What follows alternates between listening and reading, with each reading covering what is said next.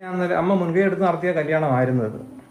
അമ്മ മുൻകൈ എടുത്തൊന്നും നടത്തിയതല്ല. അവര് പറയും ഭാര്യയും ഭർത്താവും കൂടെ അമ്പലത്തിൽ വല്യനടയിൽ പോയി താലപ്പൊലിക്ക് കണ്ട് ഇഷ്ടപ്പെട്ട് അവര് തങ്ങളിൽ അങ്ങോട്ടും ഇങ്ങോട്ടും പറഞ്ഞ് വീട്ടുകാരുടെ അടുക്ക പറഞ്ഞ് എൻ്റെ അടുക്കലും വന്ന് പറഞ്ഞ് അന്നേരം ഞാനും പറഞ്ഞതാ നമുക്ക് ഈ ബന്ധം വേണ്ട എന്ന് മോൻ്റെ അടുക്ക പറഞ്ഞതാ. അന്നേരമൊക്കെ അത് കേൾക്കാതെ അവൻ അത് മതിയെന്നും പറഞ്ഞും കൊണ്ടാണ് അവർ നടത്തിയത്. ഇപ്പം നിങ്ങൾ കേട്ട ഒരു വോയിസ് എന്ന് പറയുന്നത് സതീഷിൻ്റെ അമ്മ സംസാരിക്കുന്നതാണ്. സതീഷിനെക്കുറിച്ചും അതുല്യയെക്കുറിച്ചും സംസാരിക്കുന്നതാണ്. അവർ തമ്മിൽ ഇഷ്ടപ്പെട്ടാണ് കല്യാണം കഴിച്ചത്. ഒരു അമ്പലത്തിൽ വെച്ചാണ് അവർ കാണുന്നത്. അതിനുശേഷം അവർ ഇഷ്ടത്തിലാവുന്നു. എനിക്ക് ആദ്യമേ അതുല്യ ഇഷ്ടമല്ലായിരുന്നു. അത് ഞാൻ അവൻ്റെ അടുത്ത് പറഞ്ഞിട്ടുണ്ടായിരുന്നു. പിന്നെ അതിനുശേഷം ഞങ്ങളെല്ലാവരും കൂടെ വീട്ടുകാരും കൂടെ നിന്നാണ് അവനെ കല്യാണം കഴിപ്പിച്ചതും.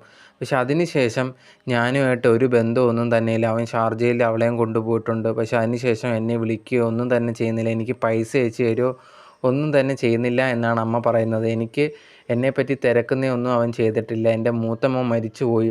അതിനുശേഷം ഇവനാണുള്ളത്. ഇവൻ എന്നെ വിളിക്കുന്നതൊന്നുമില്ല. അവൻ അതുല്യയുടെ വീട്ടുകാരുമായിട്ടെല്ലാം സംസാരിക്കുന്നുണ്ട്. അവരുമായിട്ട് കോണ്ടാക്റ്റ് മാത്രമേ ഉള്ളൂ.